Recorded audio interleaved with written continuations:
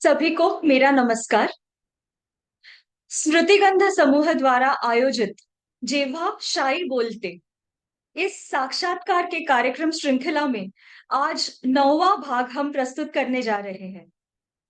इस मौके पर मैं प्राची राजे, स्मृतिगंध समूह की संचालिका, आप सभी दर्शकों का हार्दिक स्वागत करती हूँ। जेव्हा शाई बोलते इस कार्यक्रम मालिका की आज की हमारी मुलाकात बहुत ही खास है, क्योंकि 8 एपिसोड्स मराठी भाषा में प्रस्तुत करने के बाद आज का ये हमारा पहला हिंदी एपिसोड होने वाला है। इस विशेष मौके पर हमारे साथ अतिथि वक्ता के रूप में जुड़ी है एक बेहतरीन लेखिका और कवयित्री।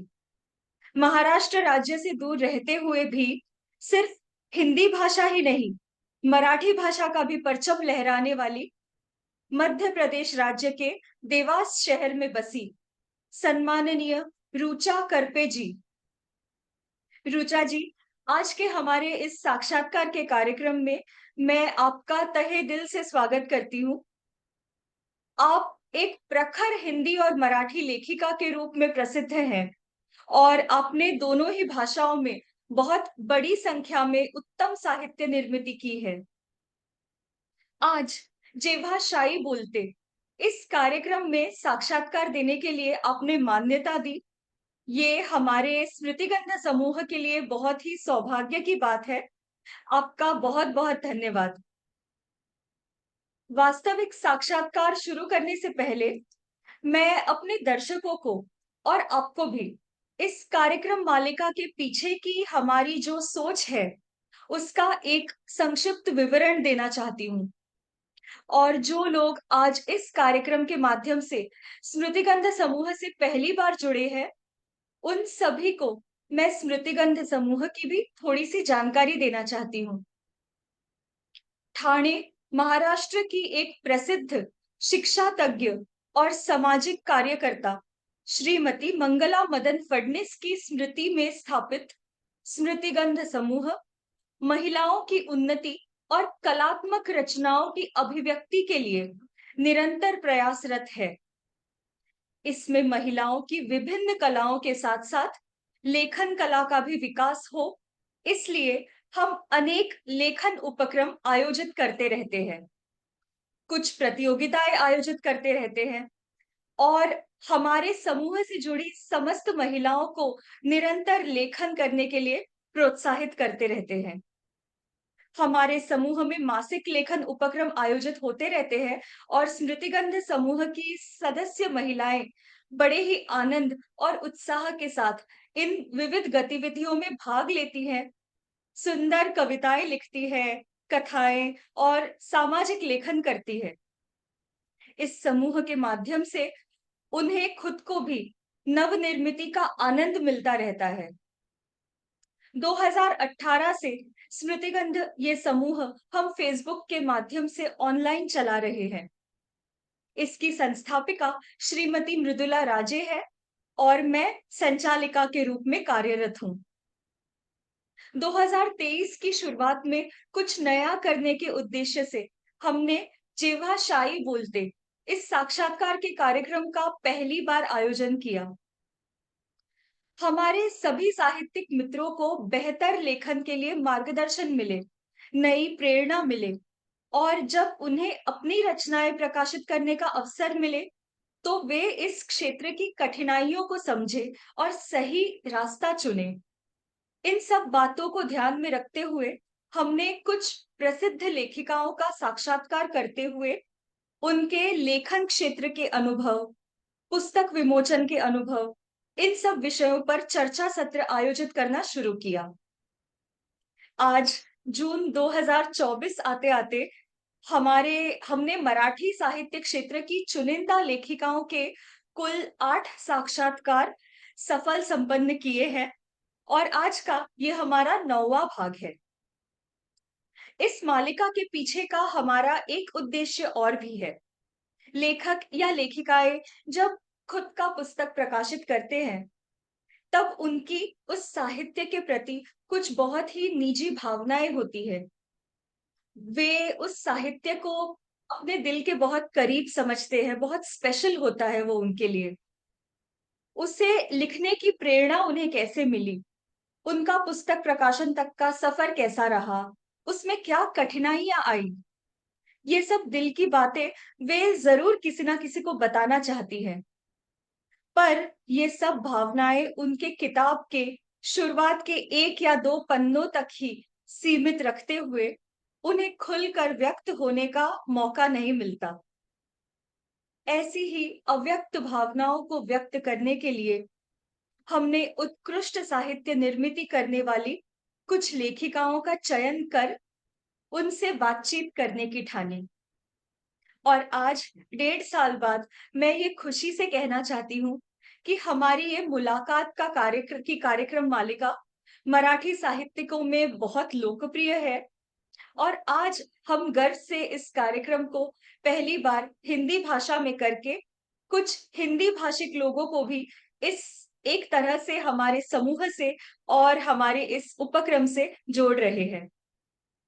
और इस भाषा परिवर्तन का स्रोत बनी है हमारी आज की अतिथि वक्ता रुचा करपे जी। रुचा जी से आज हम बहुत सारी बातें करने वाले हैं।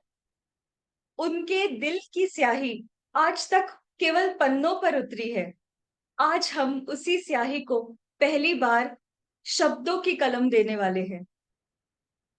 पर साक्षात्कार की शुरुआत करने से पहले मैं आप सभी को रुचा जी से उनके जीवन और साहित्य से संक्षिप्त में परिचय करवाना चाहती हूँ। देवास मध्य प्रदेश में जन्म और शिक्षा प्राप्त लेखिका रुचा दीपक करपे जी एमकॉम टैक्सेशन की पदवी धारक है, लेकिन उनकी बचपन से ही साहित्य और वाङ्मय में रुचि रही है। रुचा जी लेख, कथा, कविताएं आदि अनेक रचनाएं विभिन्न पत्रिकाओं में उनकी छपी हैं, किताबों में प्रकाशित की गई हैं। कुछ चुनिंदा साहित्य का नाम लूं तो देवपुत्र, काव्य कुंड, श्री सर्वोत्तम, वेब दुनिया, पंचतत्व, ये चुनिंदा रचनाएं अलग-अलग पुस्तकों में प्रकाशित हुई हैं। रुचा जी शॉपिज़न.इन की मराठी विभाग प्रमुख के रूप में लोकप्रियता के सबसे उच्च शिखर पर पहुंच गई हैं। मध्य प्रदेश की जानी-मानी मराठी पत्रिका श्री सर्वोत्तम पत्रिका की रुचा जी जनसंपर्क अधिकारी हैं। मराठी साहित्य अकादमी द्वारा आयोजित निबंध स्पर्धा की संयोजिका तथा बृहन महाराष्ट्र मंडल दिल्ली इस भारत की जानी-मानी संस्था के देवास केंद्र में रुचा जी मराठी भाषा, संस्कृति, सामान्य ज्ञान परीक्षा के लिए मार्गदर्शक के रूप में कार्य करती रहती हैं। सामाजिक गतिविधियों में रुचि रखते हुए रुचा जी कृतज्ञता नामक एनजीओ के साथ स्वयंसेवक के रूप में जुड़ी है। शॉपिज़न के माध्यम से रुचा जी की कुछ रचनाएं प्रकाशित हुई हैं, जिनमें प्रमुख रूप से है पाषाण पल्लवन, मूल लेखिका डॉक्टर वसुधा गाडगिल, इनका अनुवादित हिंदी ई लघु कथा संग्रह। दूसरा है दिल का कमरा, अपनी स्वलिखित कविताओं का हिंदी काव्य संग्रह। आभास, अपनी मराठी स्वलिखित कविताओं का काव्य संग्रह। नजर, मराठी लेख संग्रह, ये सब शामिल है। और अब यादों का सुनहरा सफर, द 90s, ये हाल ही में प्रकाशित हुआ इनका हिंदी लेख संग्रह भी इस लिस्ट में जुड़ गया है। अपने स्वलिखित साहित्य प्रकाशन के अलावा रुचा जी ने शॉपिज़न प्रकाशन के अंतर्गत 20 पुस्तकों व विशेषांकों का संकलन व संपादन किया है। उसी तरह से शॉपिज़न प्रकाशन के मराठी विभाग प्रमुख होने के नाते उनके मार्गदर्शन के अंतर्गत 450 से अधिक मराठी पुस्तकों का प्रकाशन हुआ है। ये वाकई बहुत गर्व की बात है, इतनी कम आयु में इतने विपुल साहित्य से रुचा जी जुड़ी हुई है। उनके कई पुरस्कारों की भी लिस्ट हमारे पास है। अभिज्ञान पुणे इस संस्था द्वारा साहित्य गौरव सम्मान, बृहन महाराष्ट्र मंडल नवी दिल्ली द्वारा आयोजित अखिल भारतीय निबंध स्पर्धा में कई बार वे प्रथम पुरस्कार जीत चुकी है। युवार्चन, अखिल भारतीय काव्य स्पर्धा में 3 बार लगातार वे प्रथम पुरस्कार जीत चुकी है, 2020 से 22 तक। मराठी साहित्य अकादमी द्वारा आयोजित राज्य स्तरीय पुस्तक वाचन स्पर्धा में उन्हें प्रथम पुरस्कार मिला है। मराठी काव्य संग्रह आभास के लिए वसंत राशिनकर काव्य साधना अखिल भारतीय सम्मान 2023 ये पुरस्कार हाल ही में उन्हें मिला है। अक्षर क्रांति फाउंडेशन द्वारा आयोजित राष्ट्रीय कथा स्पर्धा में सर्वोत्तम कथाओं के लिए उनकी कथा का चयन हो चुका है। रुचा जी का खुद का यूट्यूब चैनल भी है और वे डायरी के पन्नों से इस नाम से ब्लॉग लेखन भी करती रहती है। साहित्य क्षेत्र में इतनी कम उम्र में इतना ज्यादा योगदान देने वाली रुचा जी आज हमारे साथ यहाँ साक्षात्कार के लिए जुड़ी है। फिर एक बार रुचा जी, आपका बहुत बहुत स्वागत करती हूँ इस मंच पर। आप आई, ये हमारा सच में सौभाग्य है। और अब आपसे पहला प्रश्न पूछती हूँ। आपको सबसे पहले अनम्यूट करती हूँ।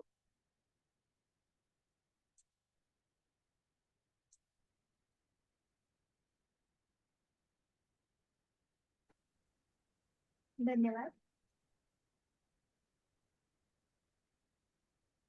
रुचा जी नमस्ते। नमस्ते। मेरी आवाज ठीक तरीके से आ रही है? जी रुचा जी, थोड़ा सा जोर से बोलेंगी तो बस क्लियर हो जाएगी। ओके। रुचा जी, आपसे पहला प्रश्न ये है कि आपकी साहित्यिक यात्रा की ओर बढ़ने से पहले आपके पारिवारिक जीवन से शुरुआत करते हैं। जी। क्या आपके परिवार से आपको कोई साहित्यिक पृष्ठभूमि या प्रेरणा का स्रोत मिला है? और बचपन में आप पर कौन से साहित्यिक संस्कार हुए हैं जिनकी आज आप एक मूर्ति बनकर यहाँ हमारे सामने खड़ी है? जी हाँ प्राची जी, हमारे घर में शुरू से ही पूरा लेखन, लिखने और पढ़ने का माहौल है। बचपन से ही मतलब छुट्टियों में हमको किताबें पढ़ने को दी जाती थी। और मेरी दादी जी एक लेखिका रही है, मतलब उस समय पे उनके लेख वगैरह समाचार पत्रों में प्रकाशित होते थे। दादाजी एक बहुत अच्छे पाठक थे, उनको हमेशा हमने मृत्युंजय, छावा जैसी किताबें पढ़ते हुए देखा है। मेरे पिताजी अच्छे लेखक हैं, उनके कई सालों तक समाचार पत्रों में लेख प्रकाशित हुए हैं। उनकी एक किताब भी, मतलब व्यंग संग्रह हम आजाद हूँ, प्रकाशित हुआ है। मेरे काका जो हैं दिलीप करपे जी, उन्होंने हाल ही में अपनी पत्नी के साथ, मतलब मेरी चाची जी के साथ स्कूटी से नर्मदा परिक्रमा की। और उसके ऊपर उन्होंने हाँ एक किताब नर्मदा परिक्रमा यात्रा पूर्ण आनंद की प्रकाशित की, जो कि शॉपिजन की बेस्ट सेलर है। और उसका मराठी अनुवाद भी अभी अंजलि मोगे जी ने किया, जो भी काफी लोकप्रिय हो रहा है। इसके अलावा भी उनकी काफी किताबें प्रकाशित है। और ये तो रहा लिखने की बात, लेकिन घर में लेखक हो ये बहुत अच्छा है, लेकिन वाचक हो ये उससे भी अच्छा है। तो क्योंकि पढ़ने की आदत तो अगर घर में वाचक होंगे तो ही लग पाती है। तो मेरी जो मम्मी है, उनको पढ़ने का बहुत शौक है, मेरी आई को। और एक्चुअली हम लोग तो रीडिंग पार्टनर्स हैं, क्योंकि जब कोई अच्छी किताब आती है या जैसे कोई बहुत कठिन किताब है जिसको मैं अकेले नहीं पढ़ना चाहती हूँ, या कोई बहुत ही रोचक किताब है, तो फिर वो मम्मी और मैं साथ में पढ़ते हैं। कई बार अभी भी रात को हम लोग 5-6 पेज साथ में पढ़ते हैं और फिर सोते हैं। तो फिर मेरी जो चाची हैं, उनसे तो मेरी किताबों के ऊपर घंटा घंटा भर बातचीत होती है, उनको पढ़ने का बहुत शौक है। ऐसे ही मेरे ये वाली जनरेशन भी, मतलब जो मेरा छोटा भाई है आलिन करपे, उसकी भी अच्छी कलम चलती है। मोहित करपे जो मेरा भाई है, उसको पढ़ने का शौक है। तो मतलब घर में पढ़ने लिखने का शौक सभी को है, और वही शौक मेरे अंदर भी आया है। वाह रुचा जी, इतने समृद्ध साहित्यिक दौर से, समृद्ध कुटुंब से आप आई हैं, तो इसका तो ऑब्वियसली आपकी पर्सनालिटी में उसकी झलक दिखेगी ही। और आज आप जो भी कर रही हैं, आपका परिवार भी इसमें आप पर बहुत ही गर्व करता होगा, इसमें तो कोई दो राय की बात नहीं है। तो इसी विषय को आगे, इस पर प्रश्न पूछते हुए मैं आपसे ये जानना चाहती हूँ कि आप स्वयं एक लेखिका है। ये आपको कब एहसास हुआ? मतलब बचपन में या किशोरावस्था में लिखा हुआ आपका पहला साहित्य जो आपको आज भी याद हो, वो बहुत यादगार रहा हो, आपको बहुत प्रशंसा मिली हो, ऐसा कोई किस्सा या अनुभव हमें बताएं। वैसे स्कूल, कॉलेज कॉलेज समाप्त होने तक भी मैंने ऐसा कभी सोचा नहीं था कि मैं लेखन क्षेत्र में ऐसा कुछ करूंगी। मुझे पढ़ने का शौक था बचपन से, पर ऐसा कुछ लिखा नहीं था। और मतलब क्योंकि हमारा परिवार, मैंने कहा कि पढ़ने लिखने का सबको शौक है, फिर सामाजिक गतिविधियों से भी सब लोग जुड़े हुए थे। तो महाराष्ट्र समाज हुआ, सांस्कृतिक मंडल हुआ, या कहीं पे भी अगर कोई निबंध प्रतियोगिता होती थी, वाद विवाद स्पर्धा होती थी, या कोई भाषण प्रतियोगिता है, तो वहां तक मैं जाती थी। निबंध लिखना, भाषण देना, ये सब किया है। लेकिन ऐसा कथा कहानी ये कभी लिखूंगी, कविताएं लिखूंगी, ऐसा नहीं सोचा था। कॉलेज तक भी नहीं सोचा था। फिर कॉलेज के टाइम पे मैंने सबसे पहले अपनी एक बाल कथाएं लिखी, और वो हमारे यहाँ पर देवपुत्र नाम की एक मासिक जो है, हिंदी में बहुत प्रसिद्ध है वो, तो वो मराठी में कुछ समय के लिए प्रकाशित होने लगी थी। तो उसमें मेरी 3 बाल कथाएं प्रकाशित हुई थी। तो वो मेरे लिए मतलब बहुत मुझे अच्छा लगा था जब वो मैगजीन में छपकर आई थी। और उसके लिए ना मुझे मानधन भी मिला था सबसे पहली अरे बार, वाह। एक मनी ऑर्डर आया था। तो वो मेरे लिए बहुत स्पेशल है।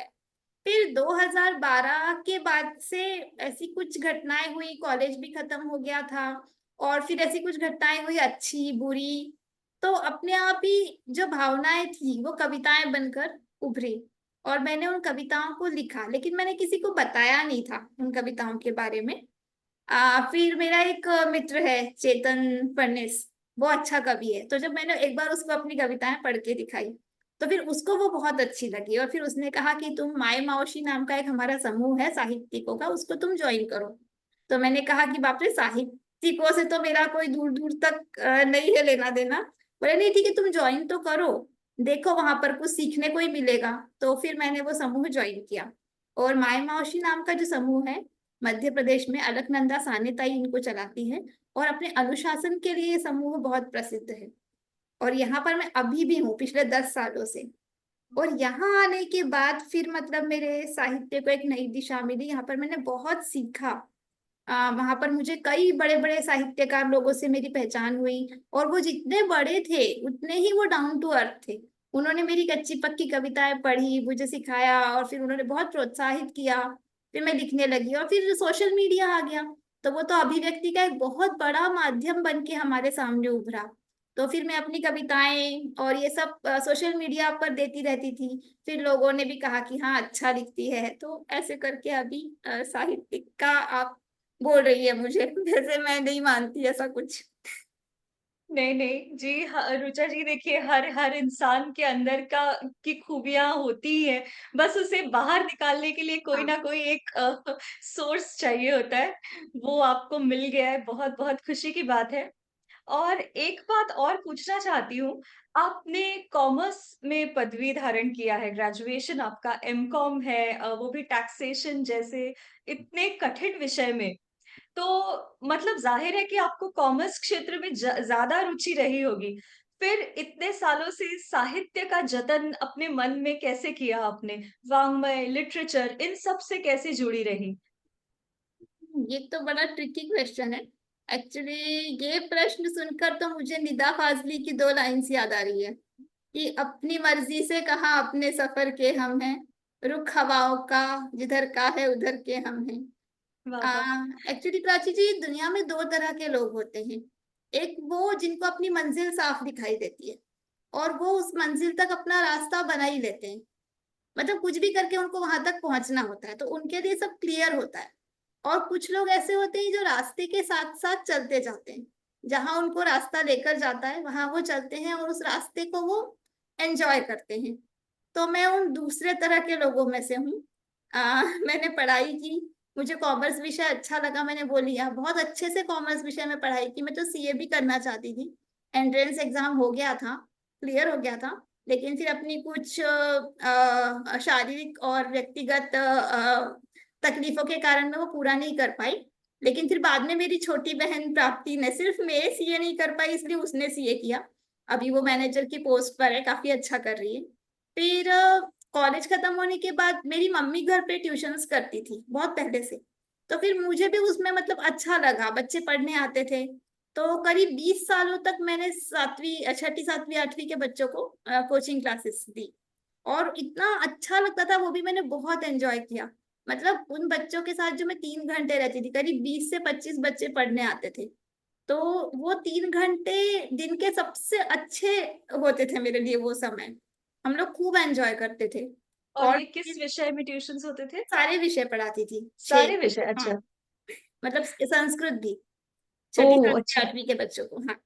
और फिर उसके बाद में कोरोना आ गया, तो ट्यूशन बंद हो गई। फिर मैंने जैसे कि बताया कि मैं थोड़ा बहुत माई मौसी से जुड़ी थी, लिखने भी लगी थी, सर्वश्री सर्वोत्तम के लिए भी काम करने लगी थी। और फिर मैं कुछ सोच रही थी कि अब आगे क्या करना है, क्योंकि अब कोचिंग लेना तो बहुत मुश्किल था कोरोना में, बच्चों के संपर्क में रहना।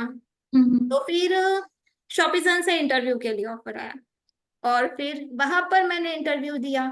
तो मराठी विभाग प्रमुख ये पोस्ट थी जिसका मुझे कुछ भी अनुभव नहीं था, लेकिन मैंने वो काम किया और मुझे बहुत अच्छा लग रहा है। अभी 4 साल हो गए हैं। तो मतलब बस रुचि की बात नहीं है, जो सामने आ रहा है बस मैं उसको एंजॉय कर रही हूँ, पता नहीं आगे और क्या होगा।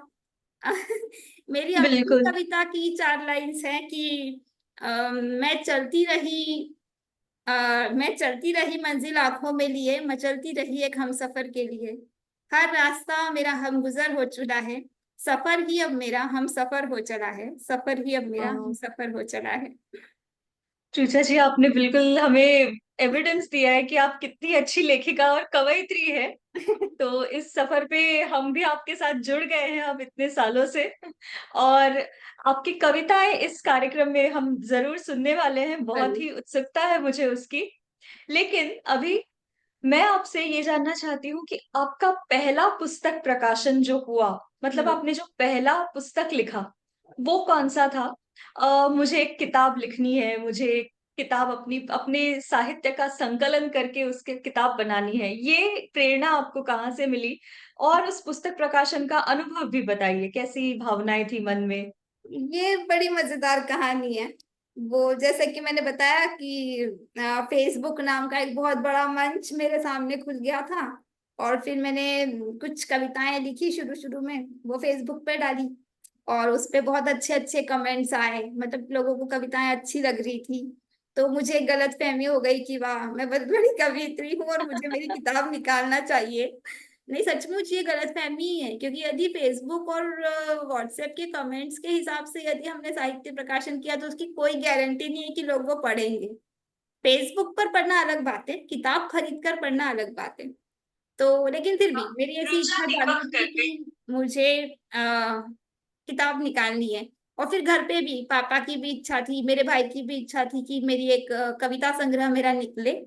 फिर हम्म। किसी ने पापा को बताया कि पहले इनकी आप 8-10 कविताएं प्रिंट आउट निकलवाइए, और जो अच्छे कवि हैं, लेखक हैं, उनके पास भेजिए संपादन के लिए, वो बताएंगे कि इनकी कविताओं की किताब छप सकती है कि नहीं।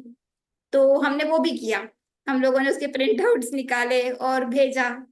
और कुछ पता नहीं था कैसे छापनी है किताब, किसी को भी नहीं पता था, प्रकाशन की कोई आइडिया नहीं थी किसी को। फिर हमने उनको भेजा, और अच्छे मतलब बहुत प्रतिष्ठित साहित्यकार मध्य प्रदेश के जो हैं, संतोष मोहंती दीप जी, प्रसिद्ध हास्य कवि प्रदीप नवीन जी, और प्रसिद्ध व्यंग्यकार जो हैं ब्रजेश कानूनगो जी, उनको हमने वो भेजी। और मेरी किस्मत इतनी अच्छी कि मेरे जैसी नवोदित कवियत्री के लिए उन्होंने इतनी सुंदर प्रतिक्रियाएं लिख के भेजी, प्रस्तावना लिख के भेजी। और किताब का नाम भी मैंने सोच लिया था, दिल का कमरा। मतलब शुरुआत कुछ नहीं थी, लेकिन सारी प्लानिंग हो चुकी थी। फिर इसी बीच मेरी मित्रता सारंग क्षीरसागर जी से हुई। वो एक बहुत ही अच्छे चित्रकार हैं, बीबीसी लंदन वगैरह के लिए भी उन्होंने काम किया हुआ है, काफी अच्छे चित्रकार है वो, सर्वोत्तम के कारण हमारी पहचान हुई। तो उनसे मैंने डिस्कस किया कि हमारा मुख पृष्ठ कैसा होगा। तो हम लोगों ने वो भी सब प्लान कर लिया कि एक लड़की खिड़की में बैठी हुई है और वो किताब पढ़ रही है, ये वो मुख पृष्ठ भी डिजाइन हो गया, लेकिन कोई प्रकाशक नहीं था।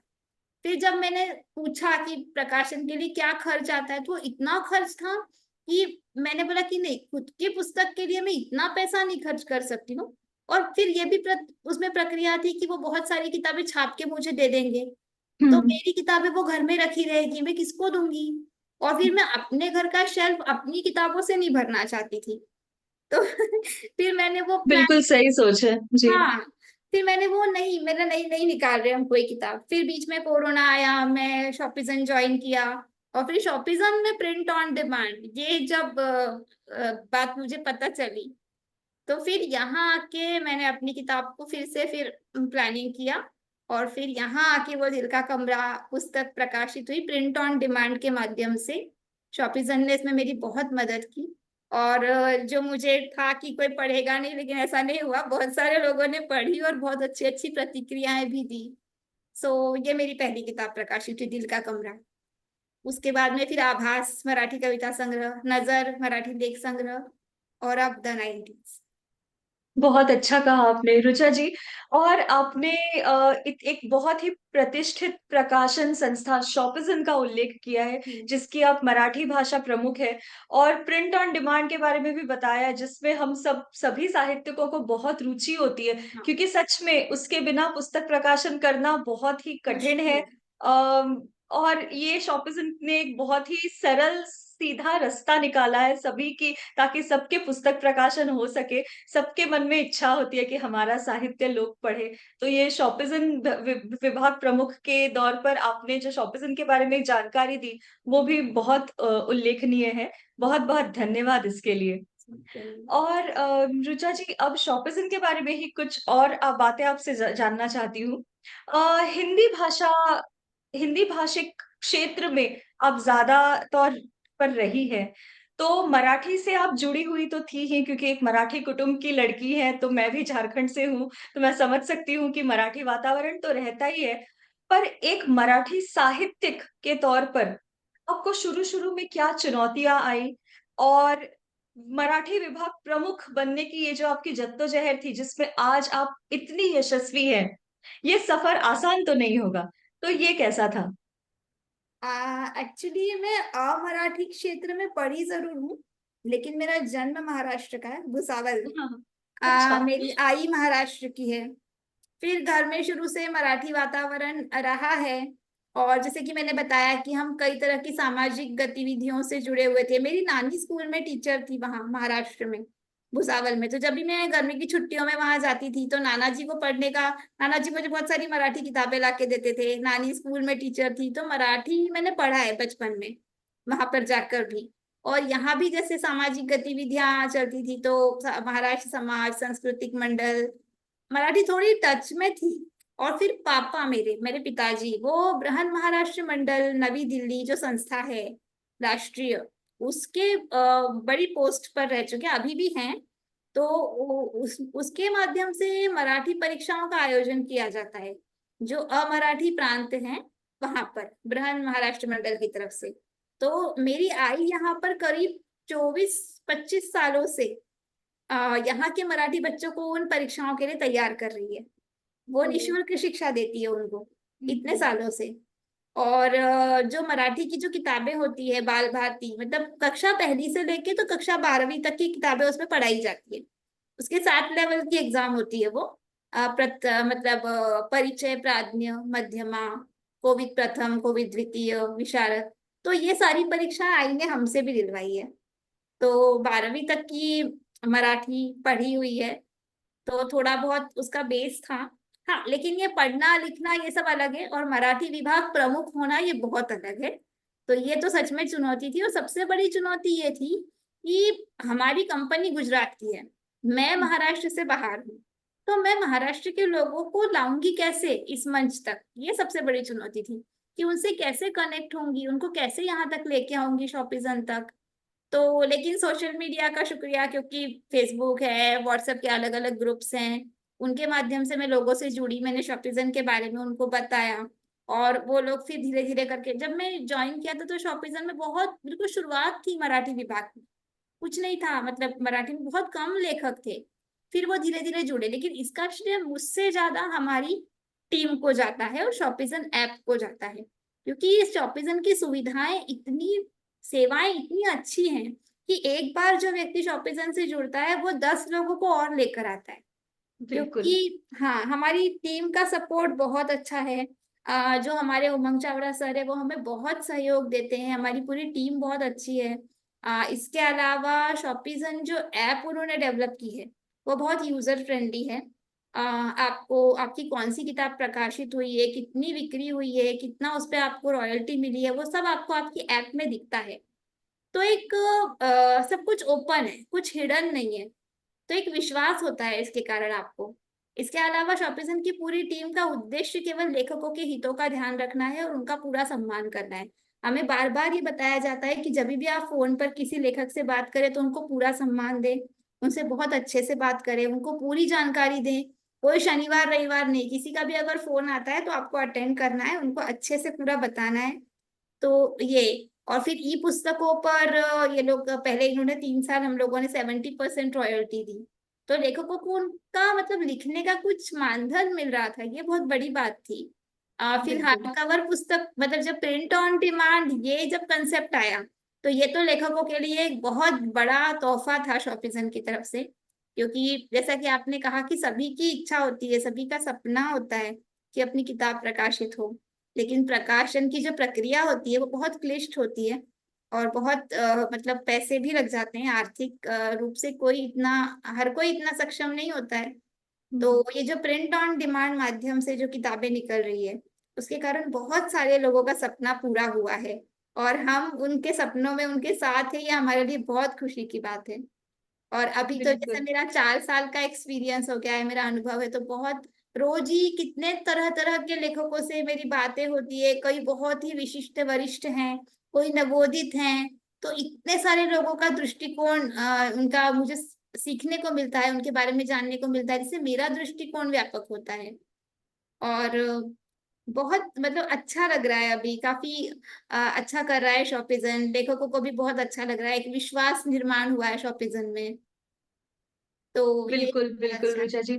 और आपने शॉपिज़्म के बारे में सच में बहुत एक अच्छी बात कही कि वो आपको आपसे उम्मीद करते हैं, आप शॉपिज़्म टीम वाले, कि आप सारे लेखकों को इतने प्यार से मतलब ऐसा महसूस करवाएँ कि हम सभी शॉपिज़्म कुटुंब का एक हिस्सा हैं। हाँ। हमें कभी ऐसा लगा ही नहीं कि हम कोई पराये हैं, हमें तो शॉपिज़्म बिल्कुल अपना-सा लगने लगा है। ये सब आपके ही वजह से, और जो आपके सर हैं, उनकी वजह से ही जो प्यार हमें यहाँ मिलता है शॉपिज़्म में, वो सच में बहुत ही खास है। और और ऋचा जी, शॉपिज़्म के बारे में हम और भी जानना चाहते थे, लेकिन अब हम मुड़ते हैं आपके स्पेशल किताब की तरफ, जिसके वजह से हमने आज ये मुलाकात लेने का निर्णय किया। वो बिल्कुल यहाँ मेरे सामने रखी हुई है, और जी। इस किताब का नाम है द 90s सफ़र, यादों का सुनहरा सफर। यादों का सुनहरा सफ़र। तो ये बहुत ही सुंदर सरल भाषा में लिखा हुआ आपका एक अनुभव ही कहूँगी। आप जब बच्ची थी, जब 90s में जो जो लोग जीते थे, उनका पूरा अनुभव इसमें आपने लिखा है। तो इसके बारे में हमें विस्तृत में अधिक जानकारी दीजिए। ये किताब मेरे एक सपने की तरह है, जो मैं 3 सालों से देख रही थी। एक्चुअली जब मैं शॉपिजन से जुड़ी थी तो मुझे ये कहा गया था कि मुझे कुछ कॉलम्स लिखवाने थे, वीकली कॉलम जिन्हें हम साप्ताहिक सदर कहते हैं। तो उस समय मैं महफिल कुटुंबीय नाम की एक व्हाट्सएप ग्रुप से जुड़ी हुई थी, और बहुत ही बुद्धिजीवी और प्रतिभा संपन्न लोगों का ये समूह है। मैं अभी भी यहाँ पर जुड़ी हुई हूँ। तो वहां पर मैंने कहा कि मुझे कोई अगर सदर लिखने को इच्छुक होगा, कोई कॉलम लिखने को इच्छुक होगा तो मुझसे संपर्क करें। और सिर्फ मेरा इतना कहने पर वहां से 5 लोगों के 6 लोगों के कॉलम यहाँ पर स्टार्ट हुए। बहुत अच्छा कॉलम स्टार्ट हुआ था। ऋतुराज पत्की है, सुरुचि नाइक जी हैं, और रेखा मिरजकर। उसमें एक आसावरी वाइकर थी। आसावरी वाइकर हमारे लिए कॉलम लिखती थी मराठी में। तो उसने मेरा फेसबुक के ऊपर पढ़ा हुआ था। तो वो मुझे कहती थी कि रुचा, हम सबसे तुम कॉलम लिखवाती हो तो इसमें तुम्हारा लेखन पीछे छूट रहा है, तुम भी तो कुछ लिखो, तुम भी कॉलम स्टार्ट करो। तो मैंने कहा कि नहीं, इतना सारा काम करके ऐसा वीकली नियमित रूप से लिखना मुझसे नहीं हो पाएगा। तो उसने कहा कि नहीं, ऐसा नहीं है, हम लोग मराठी में लिखते हैं, तुम हिंदी में लिखो, लेकिन कुछ तो लिखो, इतना अच्छा तुम लिखती हो। तो फिर भी मैंने उसे उस समय टाल दिया, क्योंकि मुझे पता था कि ये नियमित हर हफ्ते लेखन मुझसे शायद ही हो पाएगा। और फिर उसने मुझे 2-3 बार कहा कि तुमने लिखना शुरू किया कि नहीं, कुछ सोचा कि नहीं। तो मैं बोलती थी कि ऐसा कौन सा विषय है जिसमें मैं ऐसा एक ही विषय के ऊपर हर हफ्ते लिखूं और वो लोगों को पसंद भी आए। तो फिर एक दिन ऐसी मेरी फेसबुक की एक मेमोरी मुझे दिखी। वो कुछ बचपन में हम जो बेर खाते थे, इमली खाते थे, उस पे थी कि खिलते हुए फूलों और उड़ते हुए गुब्बारों से हमारा बचपन था। तो जब मैंने वो मेमोरी पढ़ी तो मुझे बहुत अच्छा लगा वो पढ़ के, खुद की ही पढ़े हुए को जब मैंने पढ़ा तो मुझे लगा कि जब इतनी सी मेमोरी पढ़ के मैं इतनी खुश हो रही हूँ, मेरी यादें ताजा हो रही है, तो शायद लोगों को भी मैं इससे कनेक्ट कर सकती हूँ। तो फिर मैंने डायरी के पन्नों से करके वो कॉलम लिखना स्टार्ट किया और उसमें मैंने सारी 90 की बातें लिखी और वो लोगों को बहुत पसंद आया। फिर लोगों ने कहा कि इसको तुम किताब के रूप में लेकर आ। मतलब सभी ने कहा, मेरे भाई की भी बहुत इच्छा थी, मेरी जो एक बचपन की फ्रेंड है जो 90s में मेरे साथ हमेशा थी, ज्योत्सना, उसने भी कहा कि नहीं ये तो किताब बनना चाहिए। तो फिर वो किताब की प्रोसेस शुरू हुई और 90s द यादों का सफर जो है वो आया। और ये एक्चुअली किताब नहीं है, ये एक सच में यादों का सफर ही है। ये एक बक्सा है जिसमें बहुत सारी यादें हैं। ये उन दिनों की बात है जब सूरज कम गर्म हुआ करता था और तारे हमारे ज्यादा करीब थे। हमारे हाथों में कलम हुआ करती थी, चांद हमारा दोस्त हुआ करता था, गुस्सा गैस का गुब्बारा था जो पल भर में उड़ जाता था। ये बहुत मासूम दिनों की बातें हैं और ये यादें हैं। और मुझे ऐसा लगता है कि जिनके पास एक अच्छा प्यारा अतीत होता है उनका वर्तमान भी बहुत सुलझा हुआ होता है। मतलब वो बहुत अच्छे से अपना वर्तमान जीते हैं। यादों का और वर्तमान का आपस में एक बहुत गहरा कनेक्शन है। और यादें उन्हीं के पास ज्यादा होती है जो आप बहुत सारे लोगों से घिरे हुए होते हैं। मुझे ऐसा लगता है कि बहुत सारे लोगों से घिरे हुए होना मतलब बहुत सारे रंग बिरंगे फूलों के बीच में रहना। हर फूल की अपनी एक महक, हर फूल का अपना एक रंग। और जब हम आंखें बंद करके उस फूल के बारे में सोचते हैं तो हमें वो याद आता है। लोग भी ऐसे ही होते हैं, जितने तरह तरह के लोग उतनी तरह तरह की यादें। और अगर मैं अपनी बात कहूँ तो मैं, मेरा भरा पूरा परिवार था, मतलब पूरा जॉइंट फैमिली, तो बहुत सारे लोग रहते थे। तो उन सबकी बहुत सारी यादें हैं बचपन की। और फिर हमारी कॉलोनी के जो लोग थे वो भी हमारे बिल्कुल पारिवारिक उनसे संबंध थे, अभी भी हैं। तो इस तरह से ये यादों को मैंने एक किताब का रूप दिया। लेकिन इसको लिखते समय इस बात का पूरा ध्यान रखा कि ये मेरी व्यक्तिगत यादें नहीं थी। ये यादें हर उस इंसान की थी जिसने वो 90 का दौर जिया है। हर किसी ने पोस्ट कार्ड लिखे हैं। हर किसी ने गर्मी की छुट्टियों में रात को छत पर अपने अपनी रातें बिताई है।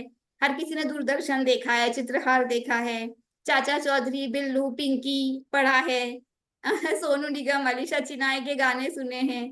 तो ये सबकी यादें हैं।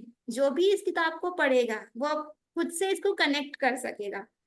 और जो लोग 90 में थे, जिन्होंने ये टेक्निकल लाइफ अभी हम जो जी रहे हैं, 90 में हमने बहुत मासूम बचपन जिया है और फिर हम वो सीमा रेखा लांग कर 2000 में आए हैं। तो हम वो लोग हैं जो 90 में भी खुश थे और जो हम लोगों ने 2000 में आके भी पूरी टेक्नोलॉजी को अपना बना लिया है। हम लोगों ने पोस्ट कार्ड लिख के उसका इंतजार किया है, उस खत के रिप्लाई का। और अब हम चैटिंग कर रहे हैं फटाफट। हम लोगों ने 5 रुपए की कुल्फी भी खाई है और अब हम डोमिनोज में बैठकर चोकोलावा भी खा रहे हैं। हम लोगों ने दूरदर्शन पर सीरियल्स का इंतजार किया है हफ्ते तक और अब हम ओटीटी पे अपने मर्जी से जो देखना चाहते हैं वो देख रहे हैं। तो ये एक कनेक्शन है 90s का और 2000 का। हम अभी भी खुश हैं, हम तभी भी खुश थे। लेकिन अभी की जो जिंदगी है वो बहुत भाग दौड़ वाली है। बहुत फास्ट हो गई है लाइफ, बहुत तेजी से। और हम चीजें जल्दी जल्दी अपडेट हो रही है और हम खुद को अपडेट रखने के चक्कर में भागे जा रहे हैं। कहीं शांति नहीं है, ऐसा लग रहा है कि बस सुबह से उठ के हमको दुनिया के साथ चलना है, कदम से कदम मिला के। बहुत तेज हो गया है, शोर है, चकाचौंध है। तो हम लोग जो 90 वाले हैं वो कभी कभी ऐसा ये सब भागते भागते थक जाते हैं। और फिर हमको लगता है कि हम फिर से उस दौर में चले जाए जहाँ पे हम इतने खुश थे, कोई चिंता नहीं थी, बस अपनी मर्जी के मालिक थे, कोई फोन नहीं थे, कोई स्टेटस अपडेट नहीं करना था।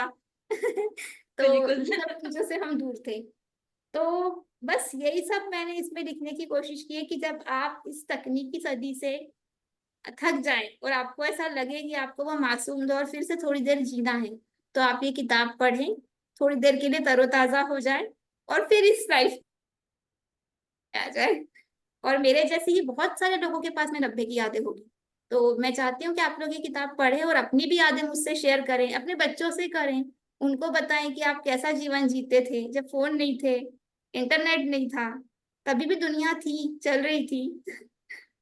यस। बिल्कुल सही कहा आपने। और मुझे यकीन है कि जिन लोगों ने वो दौर जिया है, जब हम्म। मैंने ये किताब पढ़ी तो मैं तो वापस उस दौर में चली गई।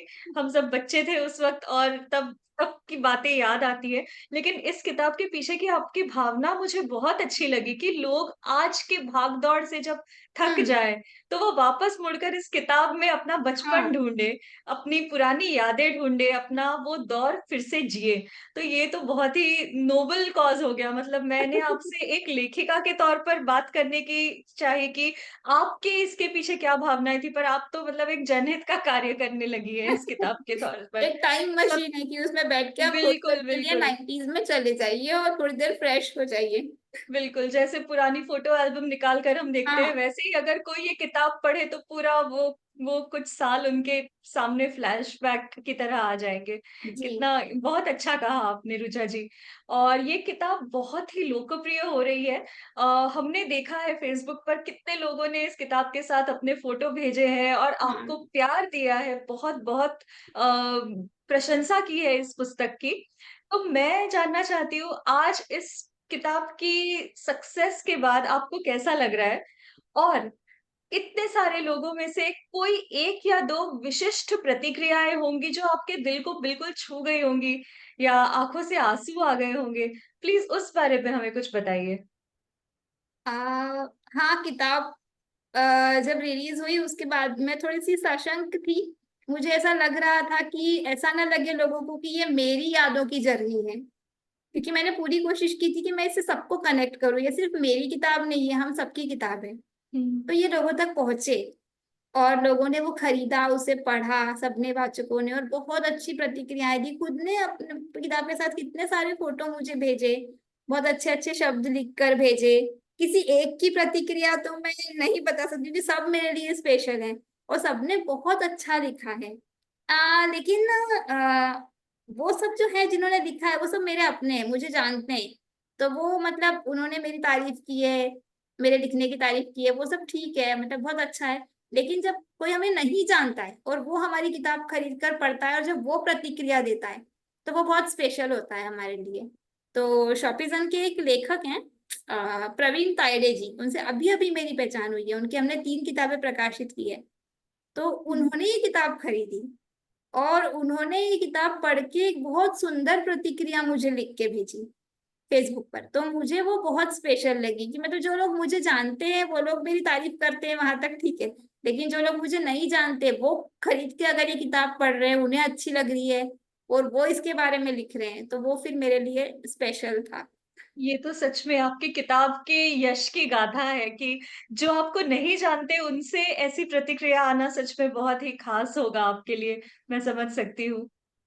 और ऋचा जी इस किताब के बारे में और बहुत सी बातें करने की इच्छा है, पर मैं चाहती हूँ कि हम दोनों बातें करके इस किताब का सारा रस यहाँ हाँ। क्या बोलते हैं रिवील कर दें। इससे अच्छा मैं सारे दर्शकों से ये विनती करना चाहती हूँ कि शॉपिज़न पर ये किताब उपलब्ध है, इसे ज़रूर खरीदें और डाउन द मेमोरी लेन जो हमने कहा था, वैसे ही जाएँ और एन्जॉय करें वो 90s का दशक फिर से, ऋचा जी के स्टाइल में, उनके अंदाज़ में। ई बुक भी तो है ऋचा जी इसकी और वो काफी मतलब कम कीमत में आपके लिए उपलब्ध है, ई-बुक भी है, तो जी आप ई बिल्कुल, बुक भी बिल्कुल। पढ़ सकते हैं।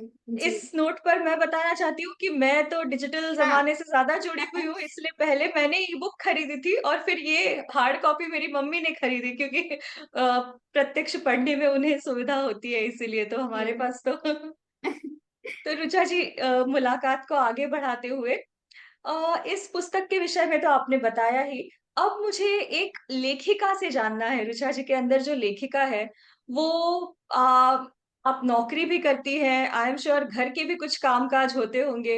इन सब में आपको अपने लेखन के लिए कैसे वक़्त मिलता है? और इस साहित्यिक प्रवास में आपको आपके घर वालों का, प्रियजनों का किस प्रकार साथ मिलता है या मदद मिलती है? जहां पर काम करती हूँ वहीं पर इसका उत्तर है।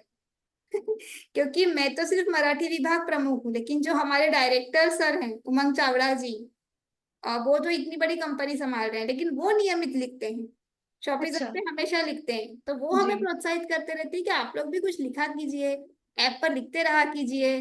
तो ये बहुत अच्छे उनसे प्रोत्साहन मिलता है कि वो इतने बिजी होकर भी वो लिखते हैं अभी भी। और मतलब उनका काफी प्रोत्साहन हमको मिलता है। इसके अलावा घर वालों का तो है ही। मैं रात को लेट लेट तक जागती हूँ, लिखती हूँ, सुबह लेट उठती हूँ, लेकिन कोई मुझे कुछ कहता नहीं है। और घर वालों का तो पूरा सपोर्ट है, मेरे दोस्तों का है, जो भी है। जैसे 90 के इसमें भी जब द 90s लिख रही थी, तो जो मेरे मित्र हैं सारंग क्षीरसागर, जब मैंने उनको इसके बारे में बताया, तो मुझे उनसे सिर्फ एक मुख पृष्ठ की उम्मीद थी कि हाँ ये मुझे एक अच्छा कवर पेज बना के दे देंगे। लेकिन जब उन्होंने कंटेंट पढ़ा तो उन्होंने कहा कि नहीं, मैं इसके ऊपर एक इलस्ट्रेशन बनाऊंगा। तो मेरे लिए अच्छा। तो बहुत बड़ा बोनस था कि अरे वाह। तो हाँ, ऐसे तो बहुत ये सारे कवर दोस्त। डिजाइन भी बहुत सुंदर है, ये उन्हीं हाँ, ने किया है, उनकी रचना है, बहुत ही फिर सुरेख है। मेरा जो भाई है अभी यूएस में है, उसकी बहुत इच्छा थी कि ये किताब जल्दी से जल्दी आए, पर अभी उसके हाथ में नहीं गई है ये, क्योंकि अभी उसने ई बुक ही पढ़ी है। तो ऐसे सभी घर वाले, मतलब सभी लोग सपोर्ट करते हैं, सबकी इच्छा होती है कि मैं कुछ ना कुछ लिखती रहूं।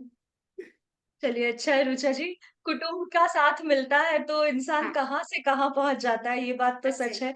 और आप बहुत आगे जाए, बहुत बहुत नाम कमाए, पूरे भारत में आपका नाम रोशन हो, यही चाहती हूँ। सभी दर्शकों से कहना चाहती हूँ, रुचा जी जितनी अच्छी लेखिका है, उससे भी ज्यादा अच्छी कवयित्री है। और दिल का कमरा और आभास, ये दो किताबें उन्होंने हिंदी और मराठी इन दो भाषाओं में अपनी कविताओं का संकलन किया है। तो आज मैं रुचा जी से यहाँ इन्हीं किताबों में से उनकी पसंद की कोई भी कविता सादर करने की विनती करना चाहती हूँ। ये दिल का कमरा। तो आज अपनी दो कविताएं दिल का कमरा से ही सादर करूंगी। बिल्कुल। क्योंकि हम 90s की बात कर रहे थे, बचपन की, तो एक कविता उसी माहौल से है। कविता का शीर्षक है जादू का पिटारा।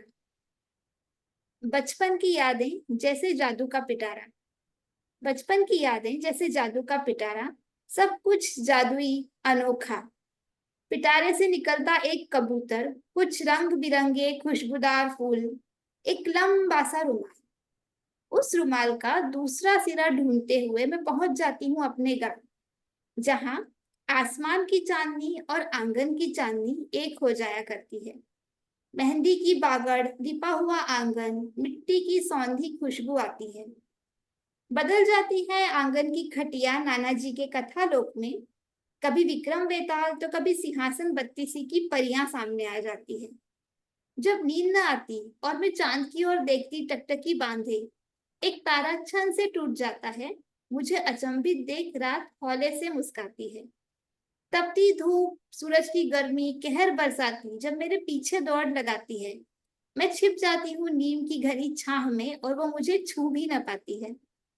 उसी पेड़ के नीचे फिर मेरी सहेलियां आ जाती हैं, कंचे पाए चिए निम्बोली, टुकड़े कांच की चूड़ियों के, बेमोल से अनमोल खिलौने, और घड़ियां बीत जाती हैं। एक टिन के डब्बे में से निकलती है हमारी रसोई, छोटी सी पतीली, कढ़ाई, कुछ प्याले, डिब्बे, थाली। झूठ मूठ का खाना खाकर भी नाना जी का पेट भर जाता है, और बरामदे में लगा झूला मुझे ऊपर तक ले जाता है। मैं आसमां छू लेती हूँ, एक अरसा बीत जाता है, झूला चलता रहता है और समय रुक जाता है। और फिर छा जाते हैं बादल, आसमान से मेघ बरसता है, 7 रंगों का इंद्रधनुष मेरी यादों में बस जाता है। मैं लौट आती हूँ एक पोटली हंसी और डिबिया में बंद थोड़ी सी मुस्कुराहट लेकर। जादू का खेल खत्म हो जाता है, जादू का खेल खत्म हो जाता है। वाह, बहुत बहुत सुंदर रुचा जी। धन्यवाद। आपने सच में ये बचपन की यादें अपने मन में कितने सालों तक सहेज कर समेट कर रखी होंगी, ताकि जब आपने ये कविता लिखी आपको इतना सब कुछ स्पष्ट अच्छे से याद रहा और आपने उसे कागज पर उतारा। बहुत बहुत ही सुंदर सादरीकरण प्रस्तुति भी की आपने। बहुत बहुत धन्यवाद, और कितनी सही अच्छी कविता चुनी आपने आज प्रस्तुत करने के लिए। धन्यवाद क्या आप एक और कविता सादर करना चाहेंगी? जी। ये भी इसी टॉपिक से मिलती जुलती है। जैसे कि मैंने कहा कि अभी हम बहुत फास्ट लाइफ जी रहे हैं, बहुत तेज गति से भाग रहे हैं, तो थोड़ा सा एक फुर्सत का पल हम सभी चाहते हैं। तो कविता का शीर्षक है एक दिन फुर्सत का। जब सूरज की पहली किरण पलकों के बीच समा जाए और अपनी ही मस्ती में जब एक चिड़िया गीत सुना जाए, अदरक वाली हो चाय संग कुछ बातें हो नमकीनों सी, ना शिकवा हो ना शिकायत हो, सबके होठों पर हो हंसी। घंटों सुनते रहे गीत और खोए रहे किताबों में, मूंदे पल के देखे सपने बस बह जाएं जज्बातों में। अलसाई सी दोपहरें और सुस्ताई सी शामें हों, अलसाई सी दोपहरें और सुस्ताई सी शामें हों, बस बेपरवाही अल्हड़पन और एक कशिश सी हवा में हो। जब डूब रहा होगा सूरज अलविदा उसे कहने जाएं, वापस मिलने का एक वादा मुट्ठी में रख कर ले आए। घर जाते जाते एक पंछी मुंडेर पर बैठे सुस्ताए, दूर कहीं किसी मंदिर से मुरली की मीठी तान आए। सिहरन फैलाती रातें हों, कुछ कही अनकही बातें हों, जब चंदा तारे जुगनू संग मीठी सी एक लोरी गाएं। जीवन रूपी धारा में तन और मन अविचल बहते हों, एक दिन फुर्सत का ऐसा हो, एक दिन फुर्सत का ऐसा हो। वाह ऋचा जी, धन्यवाद। बहुत बहुत बढ़िया कविता। आपने एक बात कही थी जिसका हम्म। अतीत इतना सरल सुंदर होता है, उसका वर्तमान इतना प्यारा होता है, इतना जी। सहज होता है। ये सच में आपके व्यक्तिमत्व में दिखता है। आपका अतीत बहुत ही सुंदर सहज रहा होगा, तभी आज आपका वर्तमान इतना अच्छी तरह से खिला है, और वो आपका रिफ्लेक्शन दिख रहा है आज के आपके इस व्यक्तिमत्व में। आपको धन्यवाद। बहुत बहुत बधाई रुचा जी। आपकी दोनों कविताएं बहुत अच्छी थी, उनकी प्रस्तुति और कविताओं का चयन, अपने इस पूरे संचय में से बहुत ही सुंदर कविताएं चुनी आपने। रुचा जी, अब आपसे एक आखिरी सवाल पूछना चाहती हूँ, और उसके बाद हम हमारे फोटो गैलरी के ओर बढ़ने वाले हैं। तो सवाल ये है कि लेखिका रुचा दीपक करके करपे की हम्म। कौन सी आगामी पुस्तक का हम इंतजार करें? वो कब तक आएगी, किस विषय पर होगी, क्या चल रहा है आपका अभी फिलहाल साहित्य लेखन? हाँ, अभी ऐसा कुछ प्लानिंग तो नहीं है, लेकिन कुछ मराठी कथाएं लिख रही हूँ। कुछ कलेक्शन हो गया है, और शायद मतलब जैसा कि मैंने कहा, just go with the flow, तो मेरा कोई प्लानिंग नहीं होता है। तो बिल्कुल बिल्कुल। लेकिन हाँ, अगली किताब शायद मराठी कथा संग्रह हो सकता वाह बहुत अच्छा, हमें हमें इसका इंतजार रहेगा। है। जी धन्यवाद। आपके लेख पढ़ लिए, कविता पढ़ लिए, अब कथाओं का इंतजार है। तो रुचा जी, इसी बात पर हम फोटो गैलरी की ओर बढ़ते हैं। दर्शकों को बताना चाहती हूँ कि ये हमारा जेवा शाही बोलते के अंतर्गत एक छोटा सा सेशन होता है, जहाँ जो हमारी अतिथि वक्ता है उनके कुछ तस्वीरें, जो उन्होंने अपने जीवन की स्पेशल यादें हैं या किस्से हैं, उनसे रिलेटेड कुछ तस्वीरें हमें यहाँ भेजी हैं, और वो हम यहाँ दिखाते हैं, और वो उनके बारे में दो शब्द बोलती है, या कुछ भी उसके बारे में जो भी आपकी याद है आप हमें बताएं। तो मैं यहाँ सबसे पहली तस्वीर दिखा रही हूँ। ये आदरणीय मिलिंद महाजन जी। और मैंने, जैसे कि मैं कार्यक्रमों का एंकरिंग करती रहती हूँ, तो गीतांजलि हमारे महाराज समाज में मैंने एंकरिंग किया था। उस समय उन्होंने ये सम्मान दिया था, उनको बहुत आपका अच्छा लगा था। सत्कार करते हुए जी। ये दूसरी तस्वीर। ये तो इनको सभी जानते हैं, आदरणीय प्रकाश बाबा आमटे और मंदाताई आमटे। तो ये जो मैंने कहा बिल्कुल। था कि मराठी साहित्य अकादमी में पुस्तक वाचन स्पर्धा में पुरस्कार मिला था, उस समय की तस्वीर है ये ये मेरी भी। आई के साथ। ये जो मैंने कहा युगार्चन काव्य स्पर्धा में 3 साल पुरस्कार मिला, तो ये आदरणीय सुमित्राताई महाजन और सुकन्या कुलकर्णी जी, जो बहुत प्रसिद्ध अभिनेत्री हैं, जी। पीछे मेरे पिताजी हैं। बहुत अच्छी याद, बहुत दिग्गजों के साथ की याद है ये। ये बहुत स्पेशल है। ये जो है रेड टी शर्ट में, ये जी। ललित कुमार जी हैं। मतलब जो हिंदी का कविता कोश है, सबसे बड़ी वेबसाइट है जहां पर सारी कविताएं मिलती है, ये उसके फाउंडर हैं। हम्म। तो ये उनके साथ है। अगली तस्वीर। ये अहिल्या शक्ति सम्मान, जो मैंने आपने बताया। आपको पुरस्कार हाँ, मिलते हुए। मामा साहित्य की ओर से वाह। अहिल्या शक्ति सम्मान। ये अभी यहाँ पर जो भारत विकास परिषद है, उसके पश्चिम प्रांत की प्रांतीय कार्यशाला हुई थी, वहां पर मैंने एक विषय पर 10 मिनट तक लोगों को मतलब अपना उद्बोधन दिया था कि महिलाओं के जीवन में साहित्य का महत्व। ओ, उसके बाद ये कितना अच्छा विषय है सच जी में। बहुत अच्छा, मतलब बहुत अच्छा विषय है वो। ये मेरा पहला मंचीय कार्यक्रम था जब मैंने अपनी 2 कविताएं प्रस्तुत की थी। जी, ये मतलब एक सक्षम नाम की संस्था है जो बच्चों के लिए काम करती है, तो वहां पर हुआ था। ये मैं जो संस्था बता रही थी, कृतज्ञता स्वयं सेवा संस्था, उससे हम लोग एक बुक डोनेशन ड्राइव करते हैं। तो जो लोग किताबें नहीं खरीद सकते, उन्हें संस्था की तरफ से किताबें दी जाती है। ये बहुत वैसे अच्छा ही रुचा आपसे जी, है। आपको एक सामाजिक जिम्मेदारी का भी एहसास है। एक लेखिका होने के साथ साथ आप सामाजिक कार्य से भी जुड़ी हुई हैं, ये बहुत ही प्रशंसनीय बात है। जी, ये लोग बहुत अच्छा काम कर रहे हैं। बेंगलोर की संस्था है और अरुणा दिवाकर जी इसकी मतलब फाउंडर है। और बेंगलोर में तो इसका बहुत ज्यादा काम हो रहा है। यहाँ पर मेरे साथ वैदेही आप्टे भी है, दिलीप बाकरे जी भी हैं, मेरी आई है, ये लोग भी सब यहाँ जुड़े हुए हैं।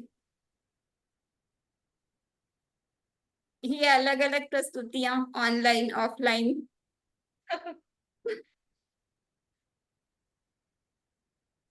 ये शॉपिजन मराठी का रिप्रेजेंटेटिव के तौर पे मैं इंदौर अधिवेशन में गई थी, बृहन महाराष्ट्र मंडल के।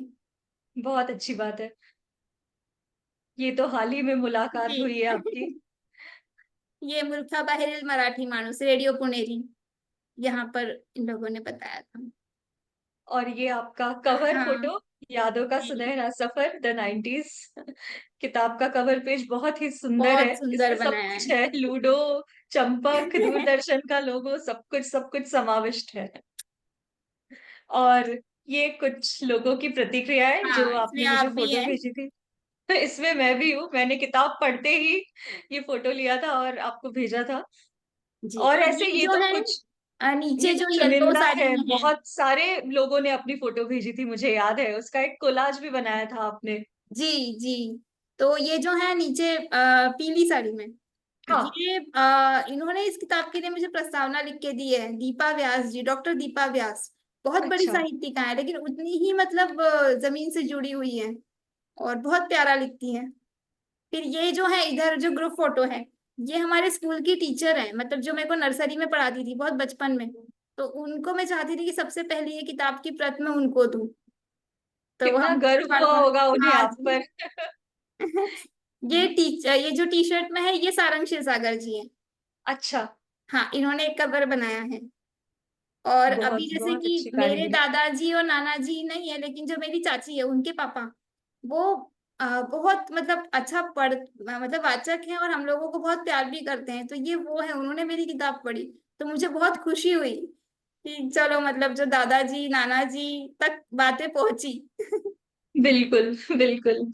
इसलिए हैप्पी रीडर्स लिखा मैंने यहाँ पर, हाँ। ये सब हम आपके हैप्पी रीडर्स हैं जिन्हें बहुत बहुत खुशी हुई ये किताब हाथ में आने के बाद जी, और पढ़ने के बाद। ये मेरी चाची है, जो अच्छा। ये वाला फोटो है। हाँ, धन्यवाद जी, रुचा जी, इतनी सुंदर फोटोज आपने हमारे साथ यहाँ शेयर की जो हम आज और के भी इस बहुत कार्यक्रम में सारी हैं। शामिल कर पाए।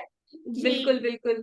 और ये सब यादें आपके लिए बहुत ही खास होंगी, पुरस्कार लेते हुए या बाकी के जो कुछ प्रस्तुत करते हुए। तो वाकई कितना सुंदर सफर रहा है आपका आज तक एक धन्यवाद। साहित्यिक के रूप में। और आप बहुत आगे जाएं, बहुत तरक्की करें, यही चाहती हूँ। इतने कम उम्र में एक अनुभव संपन्न लेखिका होने का टैग आपको मिला है। तो मैं आपसे ये पूछना चाहती हूँ कि जो नए लेखक लेखिकाएं हैं जो अभी अभी अभी अपना साहित्यिक सफर शुरू कर रहे हैं, उनको आप क्या संदेश देना चाहती है? देखिए, एक लेखिका के तौर पे तो मैं अभी उनको संदेश नहीं दे सकती, क्योंकि मैं खुद ही बहुत, अभी मैंने कुछ ज्यादा नहीं किया है। लेकिन हाँ, 4 साल से मैं शॉपिजन से जुड़ी हुई हूँ, तो जो मेरा अनुभव है उसके आधार पर जरूर मैं कुछ चीजें बताना चाहूंगी। एक तो ये कि आप ज्यादा पढ़ें, मतलब अभी की जो जनरेशन है वो बहुत जल्दी लिखना शुरू कर देती है। पहले आप बहुत सारा पढ़िए।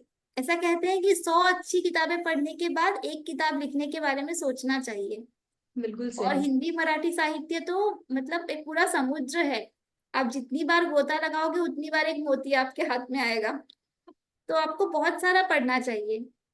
दूसरी बात, आपको आभासी दुनिया की तारीफों और इनसे थोड़ा सा दूर रहना चाहिए। वास्तविकता आपको पता होनी चाहिए, क्योंकि वहां पर तो है, वो मंच है, बहुत अच्छा है। लेकिन आप वहां पे कुछ भी डालोगे तो वहां पे आपको ऐसा वाला साइन मिल जाएगा, बहुत सारी प्रतिक्रियाएं मिल जाएगी, लेकिन वो उससे आप बहुत ज्यादा प्रभावित मत होइए। और तीसरी बात, आप क्वांटिटी लेखन की जगह क्वालिटी लेखन कीजिए। अभी क्या हो रहा है कि कोरोना के बाद से बहुत सारे समूह बन गए, बहुत सारे व्हाट्सएप ग्रुप्स हैं। वहां पर रोज एक टॉपिक दिया जाता है और लोग रोज कविता लिखते हैं। मतलब मुझे फोन आते हैं कि हमने 2,500 कविताएं लिखी है। मुझे तक इतनी कविता तो शायद कुसुमाग्रज ने भी नहीं लिखी होगी। तो रोज की कविता होती है और मुझे नहीं लगता उन 2,500 कविताओं में से उनको खुद की कोई कविता याद हो। मैं सबकी बात नहीं कर रही हूँ, बहुत प्रतिभाशाली कवि हैं जिनके मतलब उनमें इतनी प्रतिभा होती है कि वो एकदम से उनके मुंह से कविता निकलती है, ऐसे लोग भी हैं। लेकिन मैं नवोदित साहित्यकारों की बात कर रही हूँ कि उनको थोड़ा क्वालिटी लेखन पे ज्यादा ध्यान देना चाहिए क्वांटिटी लेखन की जगह। मतलब हमको माई मौसी में भी ये सिखाया गया है कि लिखने के बाद में आप उसको रख दो थोड़े दिन, फिर खोल के पढ़ो, तो आपको अपनी कविता में कुछ बदलाव नजर आएंगे। तो आप बार बार उसको संपादित करो और फिर एक बार फाइनल होने के बाद ही उसको लोगों को पढ़ने को दो। बहुत जल्दी मत करो कि लिखते से बस फेसबुक पे डाल दिया और बहुत सारी तारीफें मिल गई। ये टालना चाहिए, ऐसा मुझे लगता है। बिल्कुल सही कहा आपने रुचा जी, बहुत अच्छा संदेश दिया है आपने और नए फिर कवि कवयित्रियों को। जी, जी। कम से कम एक आपकी मतलब जो कविता होनी चाहिए ना, वो सिग्नेचर कविता जिसको बोलते हैं, ये लिखने की आप कोशिश कीजिए। अपने आप को एक मतलब चुनौती दीजिए। जैसे कि आप सिग्नेचर कविता से मेरा मतलब है कि अगर आप आप बहिनाबाई चौधरी का नाम लेंगे, आपको तुरंत अरे संसार संसार याद आएगा, है ना। जी। यदि हम माखनलाल चतुर्वेदी जी का नाम लेंगे तो हमको पुष्प की अभिलाषा याद आएगी। तो ऐसी कोई कविता लिखने की कोशिश कीजिए जो हमेशा के लिए आपको अजरामर कर दे। सबके लिए पॉसिबल नहीं है, लेकिन कोशिश तो की जा सकती है। जी। बिल्कुल सही। तो रुचा जी, इसी बात पर मैं आपसे पूछना चाहती हूँ, आपकी सिग्नेचर कविता कौन सी है और क्या वो हम यहाँ पर सुन सकते हैं? अभी तक ऐसी कोई स्पेशल कविता नहीं है, लेकिन हाँ, एक कविता है जिसके बारे में लोग मतलब मैंने वामा साहित्य मंच पे वो कविता सुनाई थी, तो सब मुझे मैगी वाली लड़की कहना सबने शुरू कर दिया था। मतलब जब भी मैं प्लीज, हम गलत वो जा रही सुनना हूँ तो वो चाहेंगे। मैगी वाली है। जरूर जरूर, हम वो सुनना चाहेंगे डेफिनेटली। जी। कविता का शीर्षक है मेरी कविता। मेरी कविता कोई मैगी नहीं जो 2 मिनट में पक जाए। मेरी कविता कोई मैगी नहीं जो 2 मिनट में पक जाए। ये तो एक स्वादिष्ट पकवान है, चटपटा, लजीज। समय लगता है इसे बनाने में। अनुभव की कड़ाही में, विचारों की आंच में धीरे धीरे पकती है। चुन लाती हूँ मन की बगिया से कुछ ताजा एहसास। चुन लाती हूँ मन की बगिया से कुछ ताजा एहसास। कुछ शब्द, कुछ भाव खास। फिर लगती है रस छंदों की बघार, कुछ विदेशी शब्दों का तड़का और लय तुक स्वादानुसार। धीमी धीमी आंच में सींचती है, सुनहरी होती है। चूल्हे से उतारने से पहले एक बार फिर सोचती हूँ कुछ भूली तो नहीं। रंग देखती हूँ, महक लेती हूँ, पूरी तरह से जांच परख कर विराम चिन्हों से सजाकर परोसती हूँ मेरी कविता। वाह, बिल्कुल सही कहा आपने, कविता कोई मैगी नहीं है, वो तो बिल्कुल जतन करके लिखी गई हाँ। एक कलाकृति है, जिसे जिसे बनने में जितना टाइम लगे शायद वो उतनी ही हाँ। स्वादिष्ट बने। बहुत बहुत अच्छे विचार है आपके। और मुझे यकीन है ये कविता आपकी सिग्नेचर कविता के रूप में आपको भी इतनी प्रसिद्धि दिलाए कि मैगी वाली कवयित्री के नाम नाम से आपको जाना जाए। बहुत बहुत सुंदर कविता है आज आपने सादर की रुचा जी। और इस कार्यक्रम का समारोप करने वाले हैं हम, लेकिन उसके पहले हमारी एक प्रथा है, इस मंच पर जो भी लेखिकाएं आती है, हम उन्हें एक छोटा सा डिजिटल सम्मान पत्र देते हैं, क्योंकि आपने आज यहाँ हमारे लिए इतना टाइम व्यतीत किया, अपने बिजी शेड्यूल से, अपने जॉब से, बाकी कामों से वक्त निकाल कर। तो बहुत-बहुत आभारी हूँ आपकी। और ये डिजिटल सम्मान सम्मान पत्र मैं यहाँ पर डिस्प्ले कर रही हूँ और ये आप तक पहुँचा दूँगी इस शो के बाद। धन्यवाद, आपका बहुत बहुत बहुत-बहुत धन्यवाद। आभार। आपकी वजह से ये पहली बार मैंने हिंदी में बनाया है, या आज तक हम मराठी में देते आए थे। तो ये मेरे लिए भी एक बहुत अलग अनुभव था कि जेव्हा शाई बोलते को हमने हिंदी में पहली बार पदार्पण हिंदी भाषा में किया है। और मुझे यकीन है आज के इस कार्यक्रम की सफलता के बाद मुझे और भी कई हिंदी लेखिकाएँ मिलेंगी इस इंटरव्यू के लिए। तो आपसे शुरुआत हुई है इसकी बहुत गर्व की बात है हमारे लिए भी। बहुत अच्छा बोला आपने। ऐसा नहीं लगा कि आप बहुत पहली बार हिंदी में कार्यक्रम ले रही हैं। नहीं, एक बार कर चुकी हूँ, पर अभी कैसा है, मराठी साहित्यिक वर्तुल इतना बढ़ गया है कि मराठी लोगों से ज़्यादा जान-पहचान बढ़ गई है और उनके जी, साथ ही मुलाकात ज़्यादा होने लगी है पिछले 3-4 सालों में। तो ये एक अलग अपॉर्च्युनिटी थी मेरे लिए भी। बहुत-बहुत धन्यवाद रुचा जी, आज आप यहाँ आई। और उन सभी का धन्यवाद जिन्होंने इस कार्यक्रम को अभी ज़ूम मीटिंग में लाइव देखा है या फ़ेसबुक लाइव देखा है, सबके आभार। और इस आपको भी कार्यक्रम की धन्यवाद। यूट्यूब लिंक जी, इस कार्यक्रम की यूट्यूब लिंक कुछ ही घंटों में तैयार हो जाएगी। और रुचा जी, आप जिनके साथ भी इसे शेयर करना चाहें, ये हमेशा उपलब्ध रहेगी। मैं सभी दर्शकों से विनती करूँगी, अगर किसी का मिस हो गया हो तो ज़रूर कार्यक्रम को यूट्यूब पर आप कभी भी देख सकती हैं। रुचा जी, इसी बात पर आज के इस मुलाकात का समापन करते हैं। बहुत-बहुत शुभकामनाओं के साथ, धन्यवाद। बहुत बहुत धन्यवाद।